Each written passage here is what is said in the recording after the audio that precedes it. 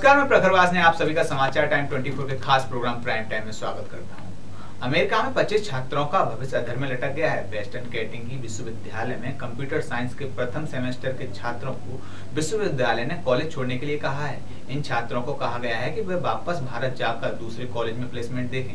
यह सब ऐसे समय में हुआ जब प्रधानमंत्री नरेंद्र मोदी अमेरिका की यात्रा पर हैं।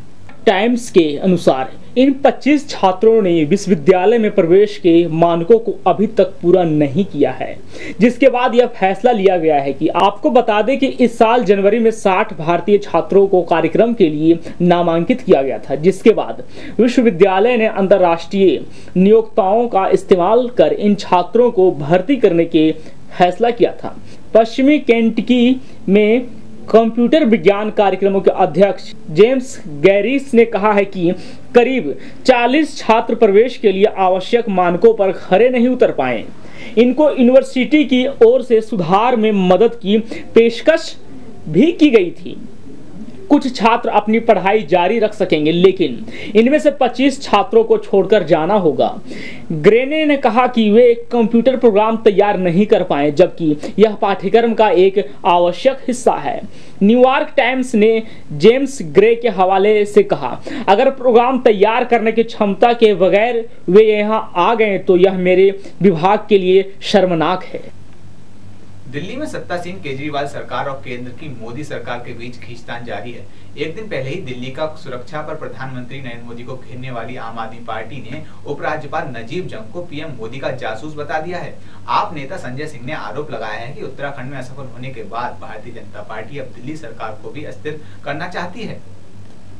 गृह मंत्रालय ने 24 मई को पत्र लिखकर दिल्ली सरकार से सभी डिप्यूटेड अफसरों की जानकारी मुहैया कराने के लिए कहा था।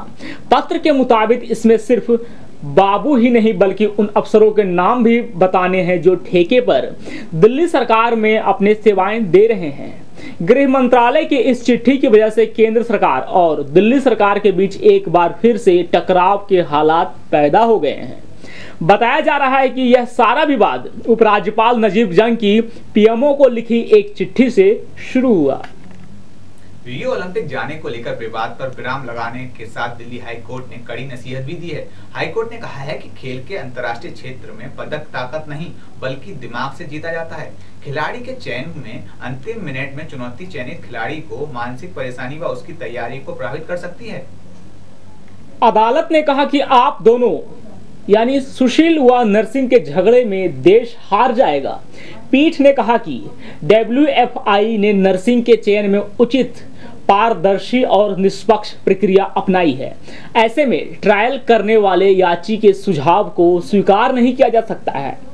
ये सही है कि सुशील ने लगातार 66 किलोग्राम वर्ग में भारत के लिए पदक जीते हैं और वह ख्याति प्राप्त पहलवान है, लेकिन वर्तमान में WFI के रियो में नरसिंह को भेजने का फैसला किया है और वह अनुचित नहीं है। सुनवाई के दौरान सुशील के वकील ने मौखिक रूप से याचिका वापस लेने की गुहार लगाई, लेकिन अदालत ने इनकार कर दिया। पहलवान का रियो ओलंपिक में खेलने का सपना टूट गया। 74 किलोग्राम वर्ग में नरसिंह यादव के खिलाफ ट्रायल की उनकी अर्जी दिल्ली हाई कोर्ट की खारिज कर दी। इसी के साथ नरसिंह यादव के रियो जाने का रास्ता साफ हो गया। 2 बार के ओलंपिक पदक विजेता सुशील ने कोर्ट से गुहार लगाई थी कि रियो जाने के लिए ट्रायल कराया जाए, उनमें और नरसिंह में जो जीतेगा उसी को भेजा जाए, लेकिन न्यायमूर्ति मनमोहन की पीठ ने ट्रायल की सुशील की मांग को ठुकरा दिया। यूपी विधानसभा चुनाव से महज 10 महीने दूर प्रदेश में कानून व्यवस्था का मुद्दा अखिलेश सरकार के लिए बड़ा सिरदर्द साबित हो रहा है। प्रदेश में मुजफ्फरनगर दंगे से लेकर मथुरा कांड तक कई बार ऐसे हालात बने जब कानून व्यवस्था के मुद्दे पर प्रदेश सरकार को किरकिरी का सामना करना पड़ा। मथुरा कांड को लेकर जहां पार्टी घिरी है, वहीं दादरी के बिस्वाड़ा कांड सपा के लिए नया सिरदर्द साबित हो रहा है। पिछले साल 28 सितंबर को गोमांस रखने के शक में दादरी में इखलाक की पीट कर हत्या कर दिए जाने की घटना के 9 माह बाद बिसहड़ा गांव में स्थिति तनावपूर्ण है। मथुरा लैब से फॉरेंसिक रिपोर्ट आने के बाद ग्रामीणों ने निषेधाज्ञा का उल्लंघन करते हुए विरोध स्वरूप धरना दिया और पीड़ित परिवार के खिलाफ कथित गोवध के लिए प्राथमिक दर्ज करने की मांग की है। यह मांग तब उठी जब एक फॉरेंसिक रिपोर्ट में बताया गया कि पिछले साल 28 सितंबर की रात को मोहम्मद इखलाक पर हुए हमले के स्थल पर पाया गया गोमांस गाय या गोवंश का था। इखलाक पर हमला इन अफवाहों के बाद हुआ था कि उनके परिवार ने गोमांस खाया और अपने घर में इसे रखा है। हालांकि अभी तक स्पष्टता नहीं बन पाई है कि वास्तव में जिस मांस की जांच हुई उसे कहां से लिया गया था। गौतम बुद्ध नगर के जिलाधिकारी NP सिंह ने अपराध सक्रियता संहिता की धारा 144 लगा दी है और निषेधाज्ञा लागू की है, जिसमें जिले में 5 या अधिक लोग एक स्थान पर एकत्र होने पर रोक रहेगी। अधिकारियों ने बताया कि गांव में अतिरिक्त सुरक्षा कर्मी तैनात किए गए हैं।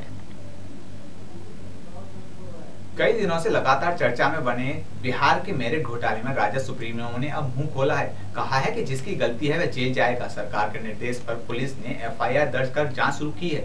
पुलिस के हर पहलू की जांच करेगी। उन्होंने विष्णु राय कॉलेज के प्रिंसिपल बच्चा राय से अपने संबंधों से भी इनकार किया। कहा कि उनसे तो मैं काफी पहले ही अपने संपर्क तोड़ चुका हूँ। उल्लेखनीय है कि मेरिट घोटाले के कई दिनों से चर्चा में होने के बावजूद राजद सुप्रीमो की ओर से इस मुद्दे पर कोई प्रतिक्रिया नहीं आई थी। इस मामले में पार्टी का कोई नेता भी कुछ नहीं बोल रहा था। विष्णु राय कॉलेज के प्राचार्य बच्चा राय से पार्टी के संबंधों की चर्चा और मुख्यमंत्री की ओर से इस मामले में आपराधिक मामला दर्ज कराने के बाद इस मामले को काफी महत्वपूर्ण माना जा रहा है। लालू ने साफ कहा कि बच्चा राय से उनका कोई संबंध नहीं है। कहा कि पुलिस को अपना काम करने दीजिए। जो भी इस मामले में अपराधी है उसने बिहार को काफी बदनाम किया है। अपराधी बिहार का नाम काफी नीचे ले गए हैं। अभी समय हो चला एक ब्रेक का, लेकिन ब्रेक के बाद हम आपको बताएंगे आखिर कहां हुई मछलियों की बरसात।